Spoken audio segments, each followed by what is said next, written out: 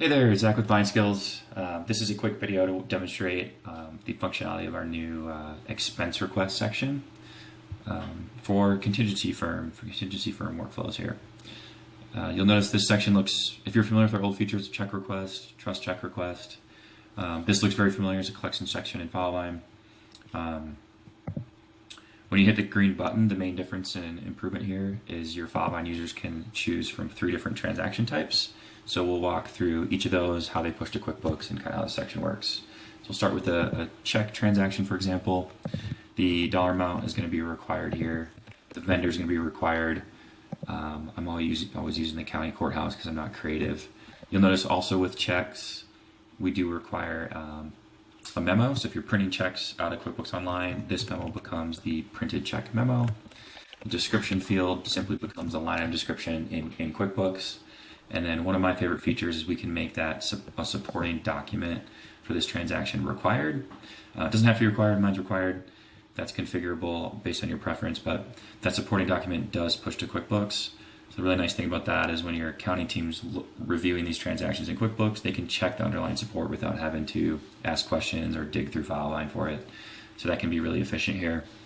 As we scroll down the notes section, you'll notice this is just noted as internal notes. Nothing here is pushed to QuickBooks, so just whatever is useful to reference inside your Filevine.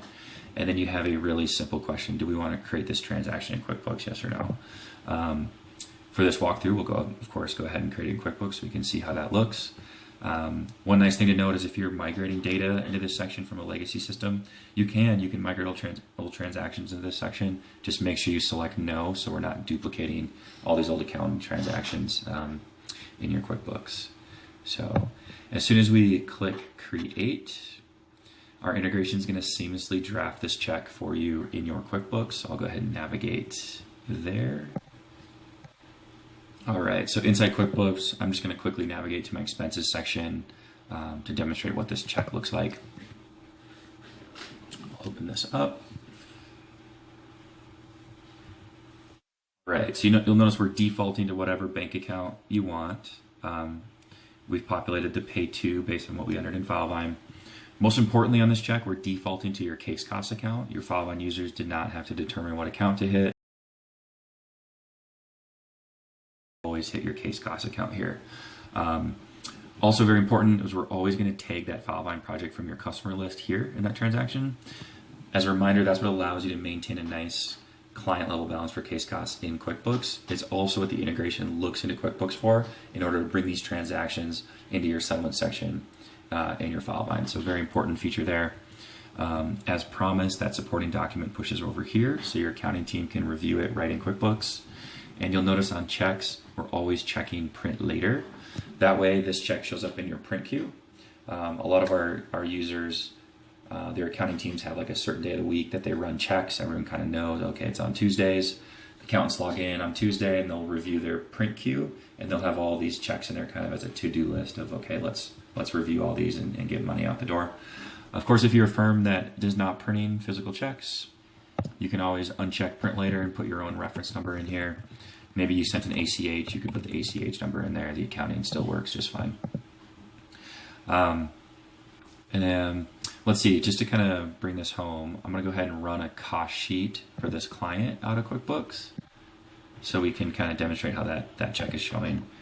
I'm going to navigate to reports here. And under my custom reports, I have advanced case cost by client saved. This is a report that we help you all make. If you don't have it yet, you don't have it made and saved, then please reach out. We've got some other videos that can demonstrate how to create this report. This is my case cost by client report. I'm going to go ahead and just isolate my specific example client here, which was Nevada personal injury. So essentially here is my QuickBooks cost sheet for this client. And you notice this check that we wrote today for $100 is nicely in here, increasing my total case cost to $5,025. So I'll just keep that open. We'll refer to that as we try out these other transaction types as well. Going back into Filevine here, we will go ahead and draft a credit card transaction. So I'll open a new a new expense request item, and I will select credit card as the expense type. You'll notice the date field pops up with a credit card. The other fields are very similar, so we'll do $101 per amount. We'll pay the same county courthouse vendor here. And we'll notice there is no check memo with the credit card. There is a description, so we'll fill that in. Again, we can attach supporting documentation for these as well. And we have the same question. Do we want to create this transaction in QuickBooks? Yes, let's go ahead and create it.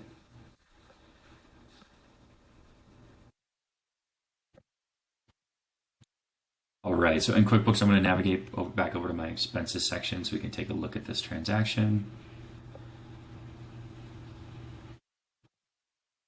Here it is. The integration creates an expense type transaction in QuickBooks for credit card charges, so we'll take a look. This looks very similar to a check. The main difference is we're going to default to whatever main credit card you want to default to. The other kind of methodology still applies, so we're still hitting that your case cost account, we're still hitting that Filevine project that this request came from. So this $100, $101 credit card item is also immediately increasing the total case cost balance in both QuickBooks and in Filevine. You'll notice our attachment pushes over nicely. The nice thing about creating these expense transactions in QuickBooks, from the bookkeeper point of view, is especially if you've got a live bank feed. I don't have one to show you in this QuickBooks because it's a fake QuickBooks, but if your bookkeepers or accountants have a live bank feed of that credit card account right there in QuickBooks, it's going to sync in actual credit card transactions as they clear the bank. And QuickBooks is going to prompt you to match those actual transactions to any expense transactions that have not already been matched that look similar. So the dollar amount, the date, that kind of thing.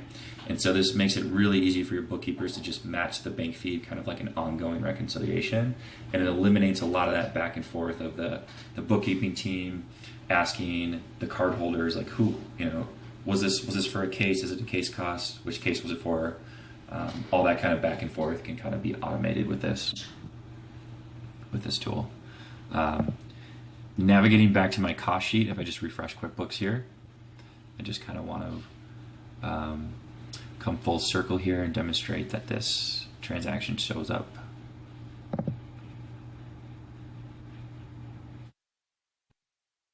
All right, so here's a refresh cost sheet for Nevada personal injury, and you'll notice here's that expense transaction that we wrote together for $101. Now our total case costs in QuickBooks and reflected in Filevine will be $5,126. All right, so going back into Filevine, we'll try out the third and final expense type here. We'll go ahead and select a bill. You'll notice very similar fields to credit card, main difference being that due date is going to be required.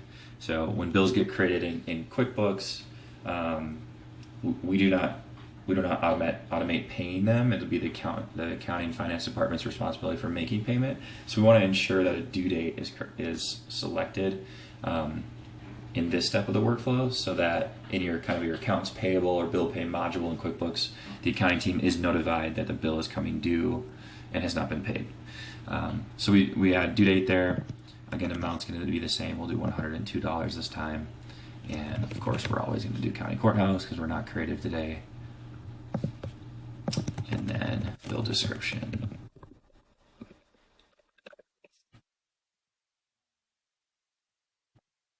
Do recommend that if you're going to use bill transactions, let's make the attachment required. We should always have a copy of that invoice in QuickBooks to make payment on. So that's a good practice there. And again, yes, let's go ahead and create this transaction in QuickBooks.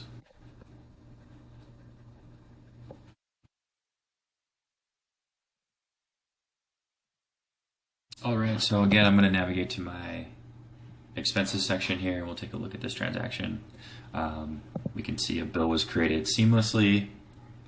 Open it up and take a look. All right, so this is how a bill will appear in QuickBooks Online. You'll notice we'll pay in the county courthouse. You'll notice we've got that invoice date and the due date syncing over nicely.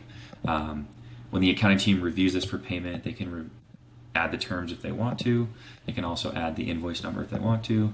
Most importantly, by default, we're hitting that case cost account, we're hitting the Filevine project it came from, and here's your supporting document right there for the accounting team in QuickBooks. Again, I'm going to refresh my cost sheet for Nevada personal injury.